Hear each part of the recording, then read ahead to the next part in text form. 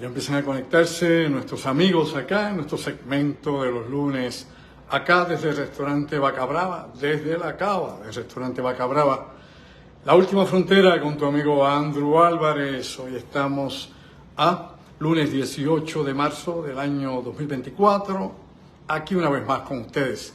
Vamos a platicar un rato sobre uno de estos temas que siempre han llamado muchísimo la atención, en especial dentro del mundo de las conspiraciones, donde pues tantísima gente pues opina precisamente que la Agencia Espacial de los Estados Unidos, ¿no? La Administración Nacional Espacial, la Aeronáutica Espacial de los Estados Unidos, la NASA, pues tiene algún tipo de misterio, ¿no? De que por décadas desde su fundación ha estado engañando a los Estados Unidos y a la humanidad. Mucha gente piensa eso, ¿no? Y obviamente en estos tiempos que vivimos, a través de las redes sociales y a través de diferentes plataformas, pues se publican un sinnúmero de cosas, ¿no? Y a veces, pues, hay que ser realista. Se saca información de contexto, se añade información ficticia y se crean una serie, ¿no? Diríamos, de panoramas que no son precisamente lo cierto. Pero por aquí vamos a hablar un poco, no solamente de la fundación de la NASA, sino de proyectos reales de la NASA que nos tienen que poner a pensar más allá de lo aparente. Un poco de agua para poder arrancar con ustedes, porque había bastante polvo en el camino. Parece que aquí están reparando aquí en la carretera y lo que hay no es fácil. Un poco de agua y continúo con ustedes un segundo.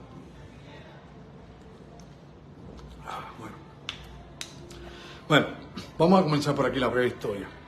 Todo esto comienza en la década de los años 50, específicamente con los proyectos que iniciaron los soviéticos.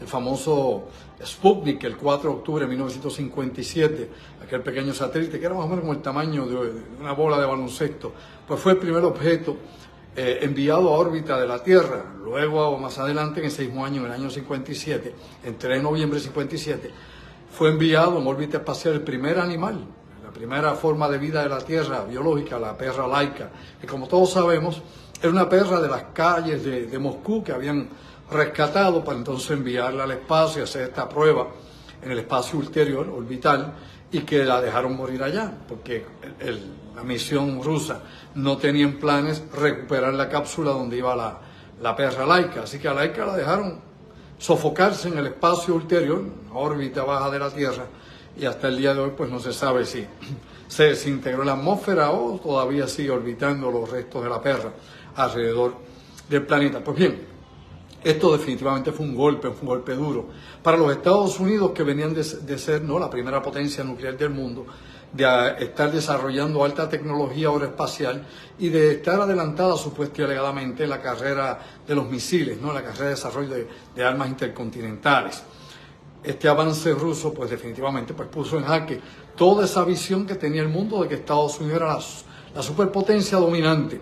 Inmediatamente los Estados Unidos quiso reaccionar y tenía en aquel momento histórico, para allá, para el año 57, tenía dos grupos de investigación en Estados Unidos. Me explico y les voy a desglosar lo que es.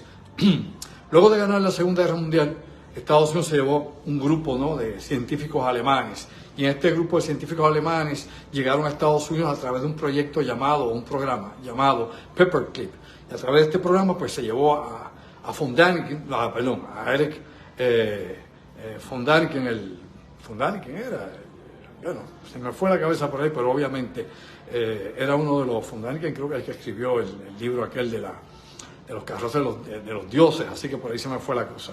Bueno, llevaron a aquel grupo de científicos alemanes a desarrollar precisamente los nuevos cohetes que quería utilizar Estados Unidos para la guerra, y específicamente tener propulsores para impulsar al espacio ulterior armas nucleares que pudieran caer nuevamente en entrada o reentrada a la Tierra sobre blancos en la Unión Soviética. Ahora, esto es bien importante. A la misma vez que se hacía eso con los científicos alemanes que habían llegado en el proyecto Paperclip, se había hecho también un proyecto de científicos estadounidenses y ingenieros de los Estados Unidos. Me explico y diferencio los dos. El primer grupo alemán estaba trabajando para el Departamento de la Defensa, y ese estaba en Nuevo México, ese estaba trabajando también en los laboratorios Sandía y en otras zonas específicas de desarrollo militar. El otro grupo era apoyado, oigan bien, por la Marina de Guerra de Estados Unidos, ¿sí?, por las fuerzas navales, y eran científicos de Estados Unidos que estaban desarrollando tecnología, obviamente, de cohetes también, pero de cohetes civiles. Es decir, había un campo, había unos programas de desarrollo de misiles de guerra y había un campo para desarrollo de misiles civiles, para uso civil. A los soviéticos tirar obviamente el Sputnik 1 y el Sputnik 2, inmediatamente Estados Unidos tenía que responder con algo ante la visión del mundo en aquel entonces. Pues, ¿qué pasa? Pues bien, Estados Unidos decide, el presidente en aquel momento, Eisenhower, decide designar al grupo de científicos estadounidenses para que tiren el primer cohete orbital de los Estados Unidos, la primera cápsula que se iba a tirar al espacio. Así que escogen a este grupo y no al grupo de los alemanes que estaban trabajando. Este grupo tiró el cohete Vanguard.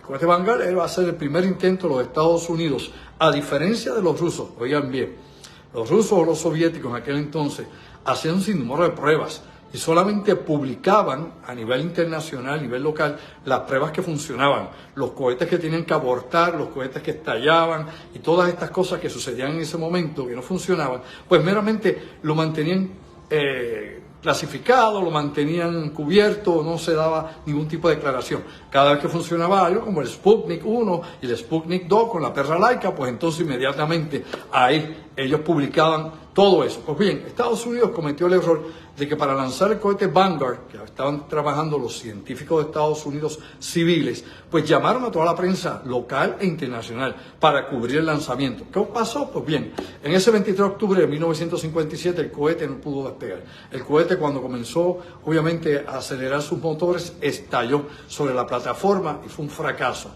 Un fracaso que obviamente pues, fue un impacto directo a la política de los Estados Unidos y a su posición a través del mundo en aquel entonces.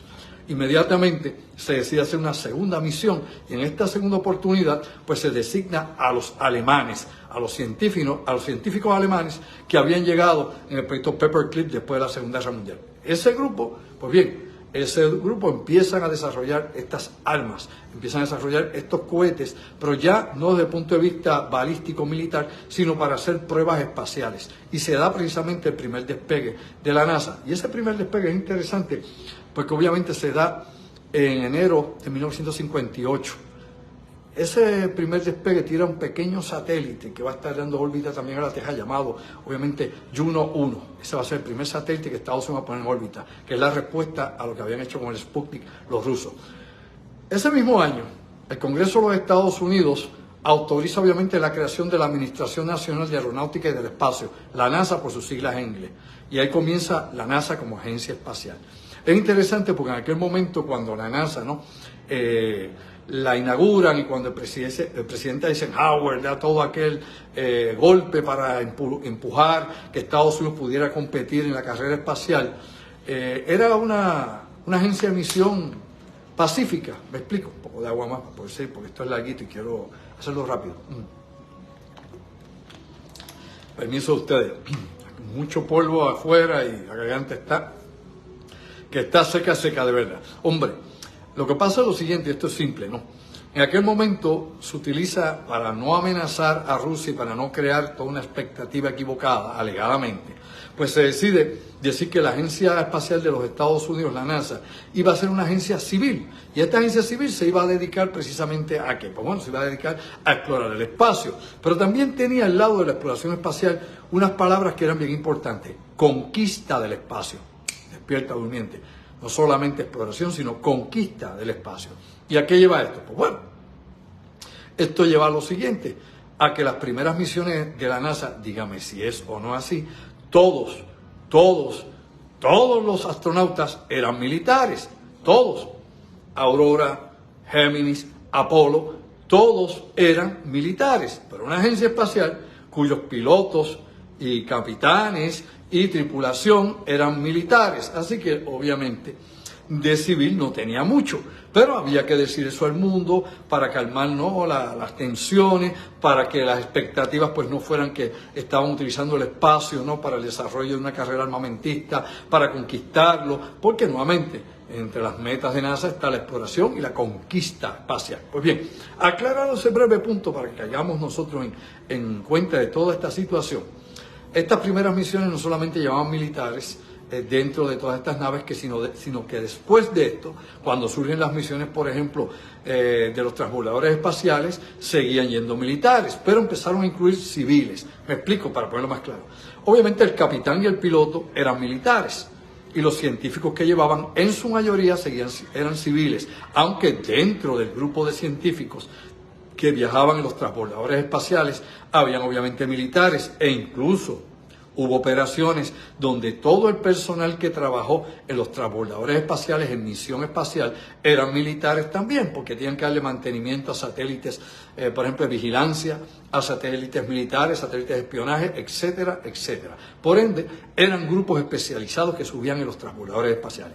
A la misma vez, existía también otro programa que mencioné aquí someramente en otro de estos segmentos que hago acá en la Última Frontera, donde las fuerzas de los Estados Unidos, las fuerzas navales, aparte del Space Force que ahora existe, aparte del Comando Espacial de Estados Unidos, aparte de la NASA, aparte de todo eso, pues tenía un programa secreto de desarrollo espacial y de transbordadores espaciales.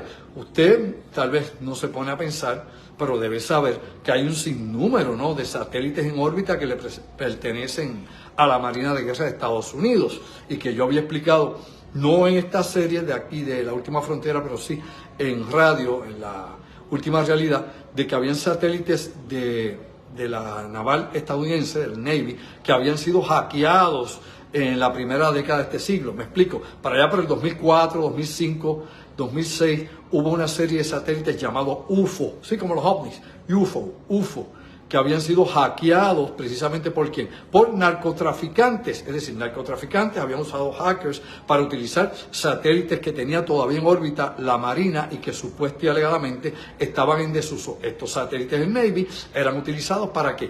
Para monitorear vigilancia, para guiar precisamente a barcos y aviones de traficantes de droga a través de territorios, por ejemplo, de Sudamérica, Centroamérica, para entrada a Estados Unidos a nivel del espacio aéreo, a nivel, por ejemplo, de naval, a nivel del mar o del océano, por las ambas costas. Así que estaban utilizando las mismas herramientas que utiliza el Departamento de la Defensa, los traficantes, cosa que se supone usted no deba saber, pero que aquí explicamos hace mucho tiempo, y que usted haga un search, busque, y se da cuenta que son las cosas que no se mencionan porque están ahí y que tiene que ver con todo este lado oculto. Recuerden, todo esto que estamos hablando es el lado, digamos nosotros, el lado oculto de la NASA, los planes y proyectos que no están relacionados con el origen de la agencia, a nivel de que esta agencia haya sido una agencia de uso civil de investigación científica. Aquí estamos viendo la otra cara de la moneda, donde aparecen un sinnúmero de proyectos que sí existen, que son oficiales, que no son teorías de conspiración, que te deben poner a pensar más allá de lo aparente. Ahora, dicho todo esto, hay un proyecto secreto dedicado a armas entre la NASA y DARPA, ¿no? La unidad o la oficina de desarrollo de tecnología que tiene el Departamento de la Defensa, que tiene el Pentágono. Y hay una investigadora llamada Débora Tavares. Débora Tavares, busque, Débora Tavares escribió un sinnúmero de artículos, se hizo una investigación exhaustiva sobre qué estaba haciendo NASA con equipamiento militar espacial y con equipos militares en tierra. Nuevamente, un poco de agua. Como le he dicho, acá el polvo hoy está grave, allá afuera está en construcción y no es fácil. Un poquito. Ella empezó a discutir y a revelar documentos de la NASA donde describían que era más útil desarrollar e invertir recursos económicos, técnicos y científicos en el desarrollo de robots, de androides, de inteligencia artificial, de drones y otras formas o maneras de usar la tecnología que pudieran obviamente aventajar a las tropas militares, sea en territorio, en tierra, es decir, acá en la planeta Tierra, o en operaciones en el espacio. Todo esto bajo un ala de la NASA. Y me explico aún más. En el informe que hace esta investigadora, Débora Tavares, describe un sinnúmero de lugares en los Estados Unidos y de corporaciones que están en el bloque militar, industrial, aeronáutico, espacial de los Estados Unidos. Y que todo esto, pues, a lo que lleva precisamente a toda esa evolución que se ha dado desde la época de Von Braun, que era el que iba a decir, y dije Von Däniken, me fui con las carrozas de los dioses. Bueno, Ernest Von Braun, que es el padre de Saturno V y que era el que estaba desarrollando tecnología militar de misiles vis a vis, lógicamente, al grupo estadounidense que estaba con los misiles civiles que dije hace un rato.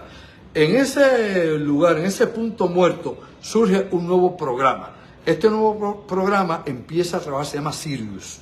Y el programa Sirius empieza a desarrollar toda esta tecnología a la mano con, obviamente, el NORAD y a la mano con otras industrias, sobre 162 industrias que estaban en el bloque militar industrial en el área aeronáutica. Ahí estaba la Boeing, ahí estaba la Northrop, por decir algunas de ellas, General Dynamics y muchas otras que desarrollaban esto. Dentro de los planes que habían y que ya están en desarrollo, y le hago la aclaración, este reporte del año 2010, han pasado prácticamente 14 años, pero en el 2010 todo esto estaba no solo en planes, sino estaba en ejecución. Así que la NASA estaba creando armas.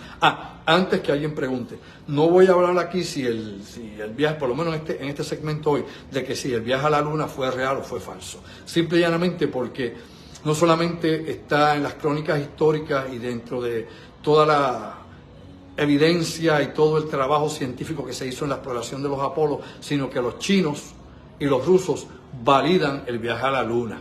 Y aún en los tiempos en que están, que Putin y Estados Unidos escupen sangre uno contra el otro, Rusia jamás ha descartado y jamás ha desmentido el viaje a la Luna. Lo entendió, mastique con las neuronas. Tampoco China, incluso, no solo las sondas chinas y las sondas japonesas que orbitan la Luna, lo sabía, han visto y han marcado, ¿no?, con fotografía los lugares de alunizaje de los Apolos. O sea que está más que verificado y confirmado. Todo lo demás que usted escuche por ahí es de nadie que las ha subido ni siquiera tal vez en una chiringa, que no sabe lo que hay más allá, para que sepa de qué se trata. Así que en ese aspecto no mintió la NASA. En ese aspecto, la competencia, obviamente, científica, técnica y militar de NASA y los Estados Unidos confirma precisamente el viaje a la Luna, despierta durmiente. Ahora, importante señalar, una cosa es lo que NASA dice que fue a hacer a la Luna, vis a vis otra cosa lo que realmente hizo, ¿lo entendió? Incluso yo veo gente que dice, nunca fueron a la Luna, pero después empiezan esa misma gente, que están locos y sin idea, empiezan a decir por otro lado, pero trajeron extraterrestres de la Luna, no, pero descubrieron ciudades en la Luna, no, pero exploraron naves en la Luna, y uno se dice, ¿te peina o te hace rolo? Elemento. Óyeme, compadre, si fueron a la Luna, pues fueron. ¿Y por qué dice si no fueron? Y después vuelve y dice que fueron y trajeron cosas que ocultan. Así que o te peina o te hace rolo, está más loco que una cabra. Y ese tipo de gente, lamentablemente, es la que bombardea con todo tipo de desinformación en las redes. Y hay gente que las lee porque no sabe sobre literatura científica o no da seguimiento a este tipo de investigaciones y definitivamente están perdidos en el espacio. Así que vamos a hablar con seriedad, vamos a hablar con propiedad sobre el asunto. Si no hay evidencia, documentación, prueba factible, no diga lo que no sabe, elemental. No podemos hacer el ridículo, hay que despertar durmiente. Así que verifique información. Dicho todo eso, para que la gente no se ponga loco y sin idea, una cosa son nuevamente las misiones, lo que iban a hacer, y vis a vis lo que nos dicen que esas misiones iban a hacer. ¿Lo entendió? Es muy diferente. ¿Que fueron a la Luna? Sí, fueron a la Luna. Sí, nada más con el testigo. ¿Qué hicieron en la Luna? Esos son otros 20 pesos. ¿Que los chinos fueron a la Luna? Bueno, los chinos ya han mandado sus sondas a la Luna y aterrizaron en el lado oscuro de la Luna. ¿Es o no es así? Los rusos son los que han tenido más problemas, obviamente, de poder bajar sondas a la Luna. Así que los rusos siguen rezagados una vez más. Después que partieron en el 57 adelante con el Sputnik 1 y 2, después de eso los rusos no han dado pie con bola para poder ganar ninguna de las carreras espaciales que hay, inclusive la militar, para que usted vea de qué se trata esto. Bueno, dicho todo eso, regresando, retomando el tópico de las armas y la lista de catálogo que tiene NASA y DARPA para el uso de armamentos en la Tierra y en el espacio. Esto es bien importante. Ellos empezaron a hablar no meramente de robots. Los robots, pues buenamente, son servomecanismos, ¿no?, que obviamente son programados, tienen un sistema de inteligencia artificial, otros tienen una programación. Se supone que según adelanten estas máquinas sean autónomas. La NASA ha empeñado en los últimos 15, 16 años un gran esfuerzo en este desarrollo junto con otras corporaciones, como dije, 162 corporaciones. Entre ellas están universidades como laboratorios Boston Dynamics, MIT, Caltech, entre algunas de ellas TUB y todas estas relacionadas con DARPA, para estar desarrollando ese tipo de tecnología militar en el espacio. Aparte de esa tecnología militar en el espacio, pues ¿cómo aplicarla aquí? Bueno, en resumen, todas estas cosas lo que ha dicho es lo siguiente. Hombre, los robots, que son máquinas, no tienen forma humana ninguna, los androides, que es otra definición que surge inclusive en la ciencia ficción, los androides que sí tienen forma humanoide, usted los ha visto por ahí videos que han hecho de ellos. Algunos de estos videos son generados en programas de computadora, que usted cree que es un robot y es meramente imágenes creadas por la computadora, hagamos la aclaración. Obviamente también existen otros robots que hemos visto trabajando en laboratorio y que sí, como los de Boston Dynamics y otras corporaciones, que sí demuestran los robots que van desarrollando, algunos hasta con formas de animales. Está el famoso Cheetah, hay otro que le dicen el perro, y el perro lo ha usado la infantería marina, y están desarrollando otros tipos de mecanismos así, servomecanismos robóticos para ayudar en el campo de batalla. Pero aparte de esto están los androides, y dentro del campo de los androides, los japoneses han dado muchísimo esfuerzo tratando de crear androides funcionales, me explico, que puedan moverse como una persona con agilidad, flexibilidad, no que es una cosa trinca, y que puedan obviamente bajo inteligencia artificial poder llevar a cabo que acciones, labores, ¿no?, ejecuciones similares a los de los humanos. Es la cuestión de la fisionomía, la anatomía, que sea obviamente que factible crearlos. Por otro lado, también las Fuerzas Armadas de Estados Unidos también han estado trabajando con el concepto de los androides. El concepto de los androides lo han diversificado en diferentes campos de uso. Incluso los quieren para tenerlos en tripulaciones espaciales, como las películas, como las series de televisión, ¿no?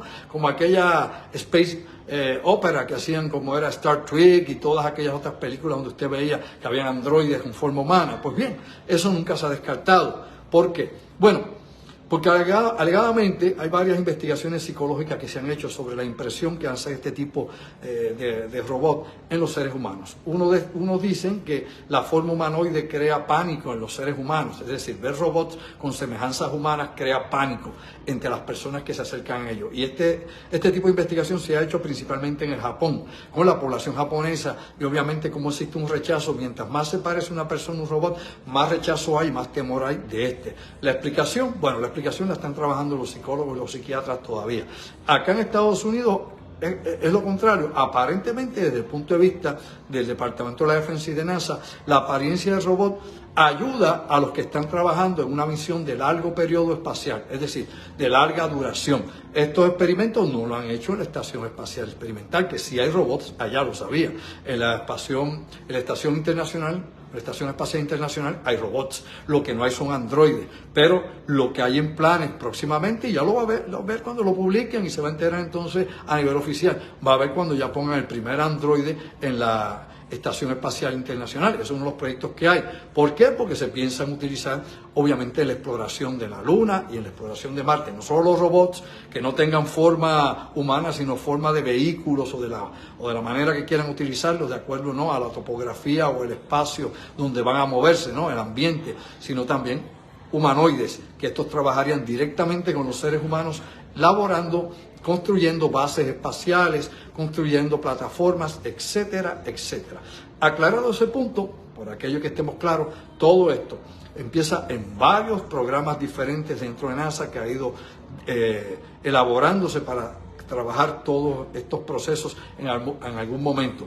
Hay otro grupo también, hay otro programa, se llama SION, y el programa SION también trabaja con inteligencia artificial y con los drones en el espacio, es decir, los drones espaciales para reparación de satélites, para construcción de futuras bases espaciales, y ya hay varios prototipos, y sabía usted, ya se probó, busque información, ya los probaron en el espacio 2 veces, y próximamente ya van a empezar a ser utilizados para trabajar. Esto es algo que tampoco se publica mucho, estos robots que no solamente reparan en el espacio satélite, sino que van a construir las futuras estaciones espaciales grandes, donde en esas estaciones espaciales, sepa usted, se van a construir las naves que supuestamente van a viajar en el sistema solar. Todos estos son los programas que NASA ha estado desarrollando. Pero por el otro lado, mientras esos programas de desarrollo existen, pues entonces hay otros programas militares clasificados, los que se supone usted no deba saber y que no cualquier ingeniero, cualquier personal de NASA conoce, porque esto cae bajo el bloque de lo clasificado, bajo el bloque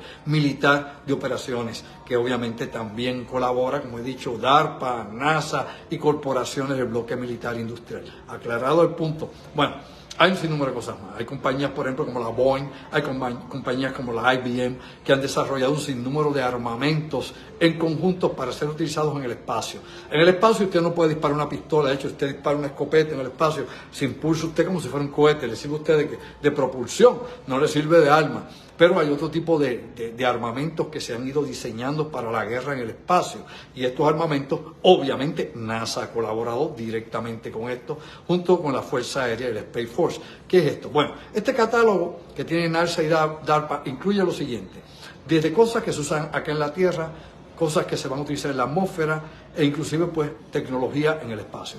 En la atmósfera, ¿qué se usa? Bueno, vamos por partes. En el suelo, en la Tierra se usa el microdust, ¿no? Y esto es polvo en la Tierra, ¿sí? Polvo que se crea con nanopartículas artificiales y que ha habido una colaboración directa con la industria armamentista israelita. Los israelitas han estado desarrollando sensores que se diseminan entre el polvo, ¿no? Se riega entre el polvo normal de una carretera y usted no lo puede distinguir porque es obviamente microscópico y que son sensores. Este tipo de sensores de detección y ubicación se le llama microdust. Y esto es parte de los programas que se han desarrollado y la tecnología. ¿Para qué se utiliza? Bueno, para muchas cosas. Desde poder monitorear humedad en la tierra, calor, cambios de temperatura en la Tierra, se piensa utilizar en la Luna, se piensa utilizar en Marte, pero a nivel militar se utiliza para ver si hay tropas infiltrándose por algún flanco en particular, ¿lo entendió? Gente que esté avanzando en un lugar y esto sirve de detector, el microdust. Lo otro que se ha inventado también, que sigue ese tipo de campo, son las nubes artificiales. Estas en la atmósfera, nubes creadas nuevamente con nanotecnología, nubes de vigilancia. Usted cree que es una nube cualquiera y no es una nube cualquiera, tampoco es un chemtrail, no es nada de eso, no son trazos químicos, son nubes desarrolladas para que sirvan para vigilancia sobre zonas. Parece ciencia ficción, pero no lo es. Es parte de ese catálogo de lo que se ha desarrollado. Otra de las cosas, aparte de esas nubes inteligentes que las mueven, las ubican, estas nubes artificiales, tienen sensores, microsensores en todo el formato que tiene la nube, ¿no? Que parece ser condensación, pero que obviamente está hecho por otros químicos y que fácilmente se camuflajea con las nubes comunes. Nuevamente, parece ciencia ficción, pero esa es la tecnología de última mano, el avance en ciencia y tecnología militar. Despierta durmiente. Pues bien, dicho eso, otro aspecto, generadores de ondas expansivas o ondas explosivas. Estos son generadores que también se está trabajando, usted sabe que se están trabajando con, por ejemplo, con motores nucleares que hay que encenderlos en el espacio y que los rusos también están trabajando con eso, pero los quieren encender y probar en tierra. Y que ya de hecho, si usted está al tanto de este tipo de temas, como lo estoy yo, sabrá que hace unos años atrás, en la pasada década, hubo un accidente allá en la región de la Siberia, donde uno de estos motores estalló y mató a los científicos y a los ingenieros que estaban trabajando rusos en este motor atómico. Estos motores atómicos se han desarrollado y se han ido probando en diferentes escalas, menor escala, en el Área 51, entre otras zonas donde se hace este tipo de pruebas. Área 51 en Nevada, no platillos, motores nucleares y misiles con combustible nuclear. Dicho eso, se supone que se active en el espacio, que crean pequeñas explosiones nucleares que sirven de impulso.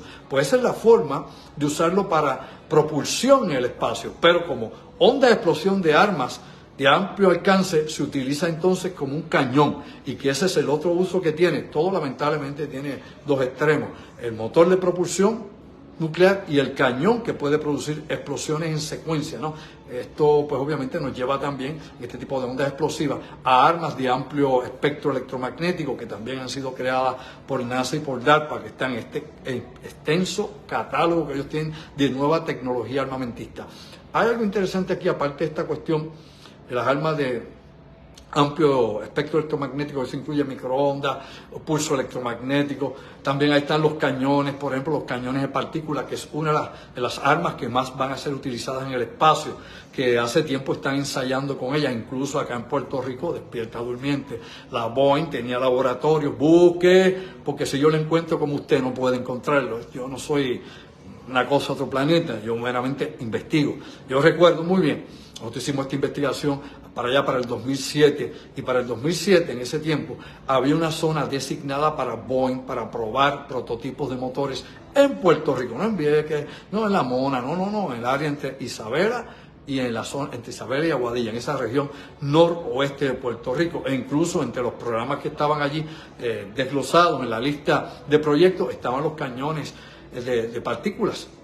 Así que, una vez más, siempre Puerto Rico metido en alguna forma en este bloque militar, industrial, farmacéutico, aeronáutico de los Estados Unidos. Ahora bien, recuerde que nosotros somos parte de los Estados Unidos. Aquí va a experimentar Estados Unidos, aquí no va a experimentar ni China ni Rusia, elemental.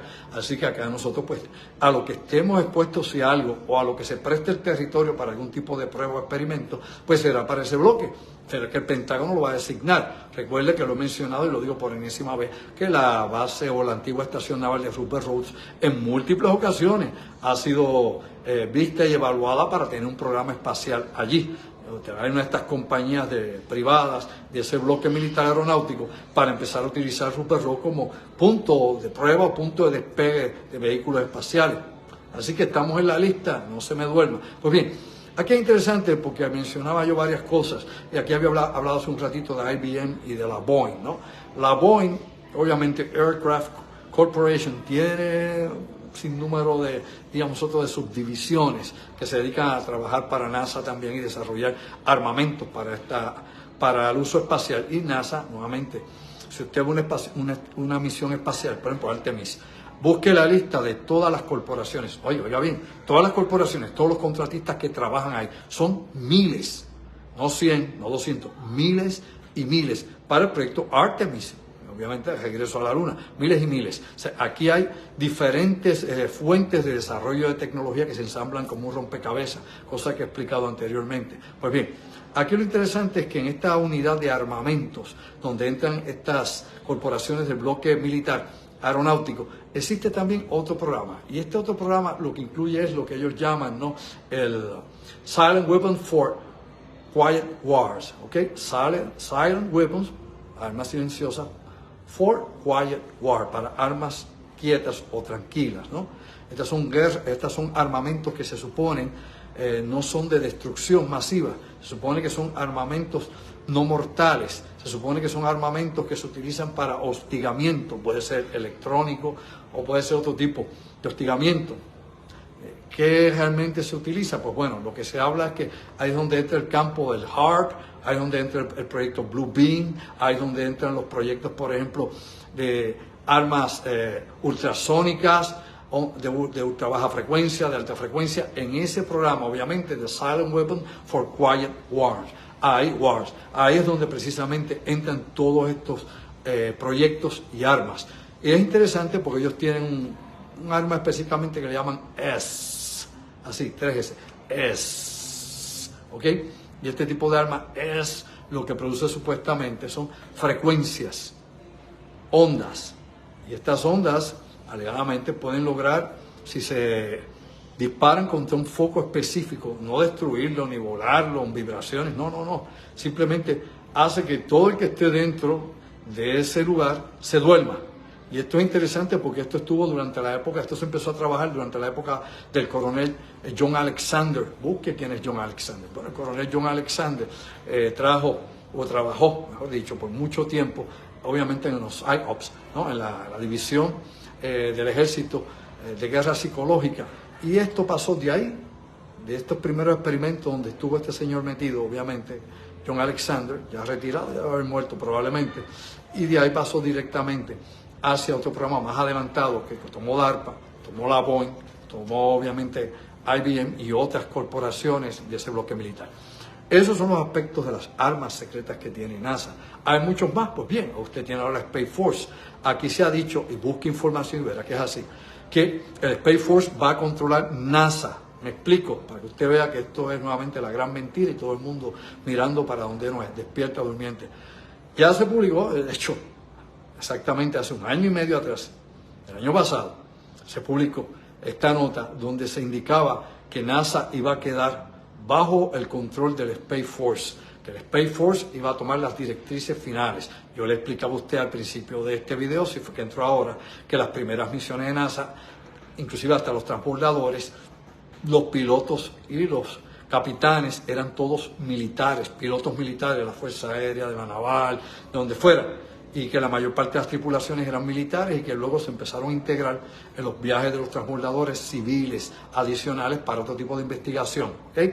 Hemos visto cómo también ha cambiado, porque inclusive ha habido militares también en la Estación Espacial Internacional. En la actualidad vemos que es personal ya no es personal militar, sino personal civil el que está en la Estación Espacial Internacional. Pero nuevamente, el rango de esto es el siguiente: la exploración de la Luna. Claro que va a haber una representación de científicos, porque no todos los científicos pueden ser militares, usted tiene que traer especialistas de diferentes materias, pero va a estar siempre bajo el rango militar, es decir, bajo control de misión militar. El piloto, el comandante, todos los que van a estar a cargo son militares, porque detrás de todo esto, lógicamente, tiene que haber, ¿no?, la imposición del control que ellos pueden tener sobre las operaciones en el espacio ulterior, en el espacio orbital. Y como dije al principio, NASA se funda en 1958 con la idea de que fuera supuesta y alegadamente una agencia civil de investigación espacial, pero con la parte de abajo donde dice conquista del espacio, donde definitivamente ahí se unen las intenciones militares, las intenciones del gobierno de poder tener control no solamente del planeta, y que lo mencionó, y con esto cerramos, precisamente el presidente Lyndon B. Johnson. Busque, ¿qué dijo Lyndon B. Johnson? Elemental. Lyndon B. Johnson dijo: el que controla el espacio orbital controla la Tierra. El que tenga control de todas esas zonas sabrá y tendrá el poder de poder mantener y sostener su fuerza, su hegemonía sobre el planeta Tierra. Elemental. Palabras de Lyndon B. Johnson meramente no eran proféticas, es que ya estaba planificado el que fuese de esa manera. Pues bien, mis amigos, hasta aquí llegamos, sí, ya nos pasamos un poquito. Acá, bregando obviamente con la memoria, al principio resbalé en seco. En vez de decir Ernest von Braun, me dije Ernest von Däniken, me fui con el de las carrozas de los dioses. Pero esos son lapsus mentales, que a los que investigamos todas estas cosas a la vez, porque por un lado, pues obviamente, ese campo yo lo investigo también y todo, y este otro campo, pues a veces se nos cruzan los circuitos, los cables en ese tipo de cosas. Esos lapsus mentales nos surgen. Así que, aclarado el punto para que nadie se vaya por ahí por la barranca pensando lo que no es. Gracias a ustedes, estaremos el próximo lunes nuevamente acá. Y aparte de todo eso, también los invito a que estén este miércoles en nuestro segmento Pensando en Voz Alta a las 7:30 de la noche, donde vamos a estar desglosando la información importante de lo que está pasando aquí en el mundo, desde la catarsis que yo tengo en ese momento, desde otra perspectiva, un enfoque diferente a este. Y luego el viernes a las 8 de la noche con mi directo amigo vía telefónica, conmigo el ingeniero Orlando Pla, compartiendo con ustedes los temas de las noticias de impacto a nivel mundial. Despierta Durmiente. Próximamente tengo entendido que vamos a estar el 20 de abril, sí, apunta Cucho, 20 de abril vamos a estar en Isabela presentando el conversatorio Puerto Rico, la isla de los misterios. Secretos mayores en Puerto Rico, cosas de las que se supone usted no deba saber, lo nuevo para despertar a los durmientes. Por ahí vamos, eso va a ser el sábado 20 de abril en Isabela, en Boricuas. Así que luego le damos más información. Como siempre, gracias por el apoyo. Nos vemos el miércoles. Sayonara, ojo visor, oído en tierra. Sobre marcianos, extraterrestres y la NASA, ya hablaremos más adelante qué hay, porque entonces habría que hablar, perdónenme, esta postdata, habría que hablar, obviamente, del reporte Brookings, que en 1960, obviamente, este grupo, este think tank, preparó para la NASA, y que en 1961 se le dio, obviamente, al Congreso de los Estados Unidos, ¿no? Una comisión del Congreso, el reporte que da Brookings se le da a esta gente y le dice que no hay que ocultar la vida extraterrestre, porque hay que tomar con pinza y con cuidado lo que se vaya a decir, porque podría ser de impacto para toda la sociedad. Eso por la cuestión del, no se me vaya a perder lo del reporte Brookings. Como dije, en 1960 se hizo este reporte, en 1961 se le ofreció a un comité del Congreso de los Estados Unidos y advirtió que NASA iba a encontrar cosas desconocidas de origen, quién sabe de qué, alegadamente extraterrestre. Despierta Durmiente. Nos vemos, sayonara, ojo visor, oído en tierra.